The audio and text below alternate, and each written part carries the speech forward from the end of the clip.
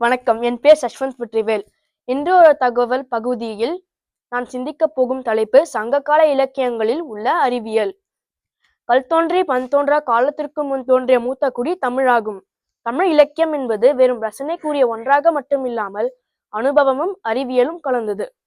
இடைச்சங்க காலத்தில் எழுந்த முதல் இலக்கண இலக்கிய நூலை எழுதிய தொல்காப்பியர் கிமு 712 6 அறிவு உயிர்கள் வளர்ச்சி பற்றி ஆய்ந்து. இது மரபியல் அமைத்த சிறப்பினை காண்போமா? தொல்காப்பியம். பாடல் எண் 571. ஒன்றறிவதுவே உற்றறிவதுவே, இரண்டறிவதுவே அவற்றோடு நாவே, மூன்றறிவதுவே அவற்றோடு மூக்கே, நான்கறிவதுவே அவற்றோடு கண்ணே, ஐந்தறிவதுவே அவற்றோடு செவியே, ஆறறிவதுவே அவற்றோடு மனமே, நேரத்தின் உண்டோர் நெறிப்படுத்தினரே. அதாவது தாவரங்களுக்கு ஒரு அறிவு உண்டு, பிறர் தொடுவதை உணர முடியும்.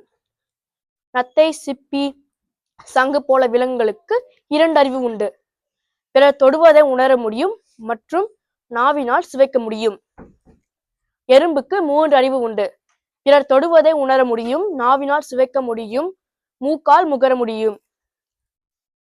நண்டு போல விலங்குகளுக்கு 4 அறிவு உண்டு, பிறர் தொடுவதை உணர முடியும், நாவினால் சுவைக்க முடியும், மூக்கால் முகர முடியும், கண்ணால் பார்க்க முடியும். நாய், ஆடு, மாடு போல விலங்குகளுக்கு 5 அறிவு உண்டு, பிறர் தொடுவதை உணர முடியும், நாவினால் சுவைக்க முடியும், மூக்கால் முகர முடியும், கண்ணால் பார்க்க முடியும், காதால் கேட்க முடியும். மனிதனுக்கு 6 அறிவு உண்டு. மேலே கூறிய 5 அறிவுகள் மற்றும் பகுத்தறிவும் உண்டு.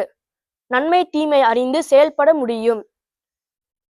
2500 ஆண்டுகளுக்கு முன்னரே உயிரினத்தை 6 வகையில் அடக்கி காண்பித்தவர் நம் தொல்காப்பியர். நன்றி, வணக்கம்.